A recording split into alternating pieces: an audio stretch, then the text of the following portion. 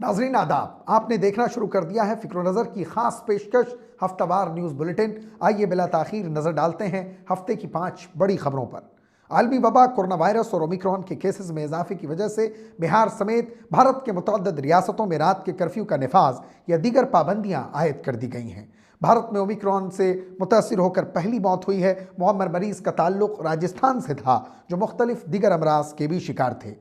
वज़ीर-ए-आज़म नरेंद्र मोदी की सिक्योरिटी में कोताही की तहकीक के लिए पंजाब की हुकूमत ने एक आला सतही कमेटी तश्कील दी है। इस मामले में 7 जनवरी बरोज़ जुमा सुप्रीम कोर्ट में समाअत होगी।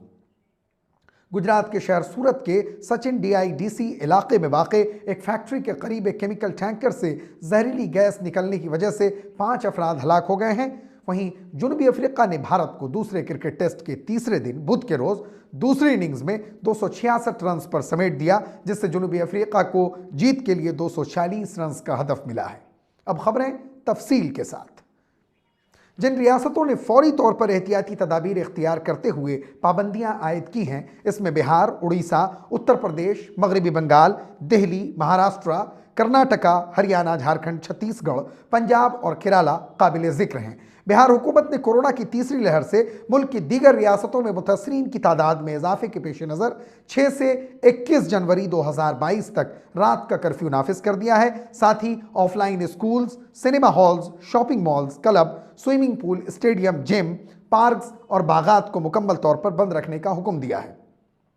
उत्तर प्रदेश में 10वीं क्लास तक के लिए 14 जनवरी तक स्कूल्स बंद कर दिए गए हैं और दीगर अवामी मकामात पर दाखिले की इजाज़त 50% पर महदूद कर दी गई है। मगरबी बंगाल में मुंबई और दिल्ली से आने वाले तैयारे को हफ्ते में 3 दिन ही आमद-ओ-रफ्त की इजाज़त है। वहीं 3 जनवरी से ही तमाम स्कूल, कॉलेजेस और यूनिवर्सिटीज़ बंद कर दिए गए हैं। दारुल हुकूमत दिल्ली में 10 बजे रात से लेकर सुबह 5 बजे तक का कर्फ्यू नाफिज कर दिया गया है, जबकि स्कूल, सिनेमा हॉल्स, जिम्स बंद रहेंगे। होटलों में 50% लोगों को ही दाखिले की इजाज़त होगी।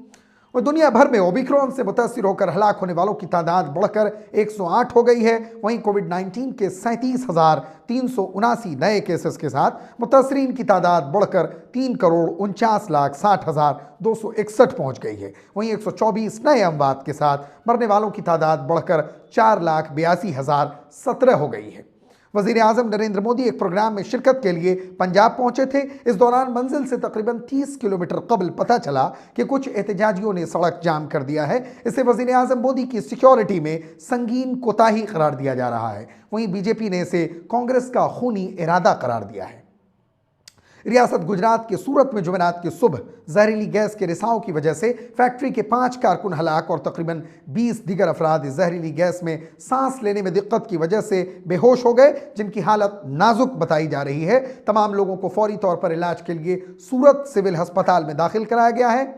वहीं जनूबी अफ्रीका ने हदफ का ताक़ुब करते हुए स्टंप्स तक 2 विकेट के नुकसान पर 118 रन बनाए हैं और मैच जीतने के लिए उसे 122 रन दरकार है। पहले टेस्ट मैच में भारत ने जनूबी अफ्रीका को 113 रन से शिकस्त दी थी। नाजरीन, मजीद खबरों, तज्जियों और तबसरों के लिए आप अपना YouTube चैनल फिक्र नज़र सब्सक्राइब कर दीजिए और ख़बर को शेयर तो ज़रूर कर दीजिए। जल्द मुलाकात होगी। शुक्रिया।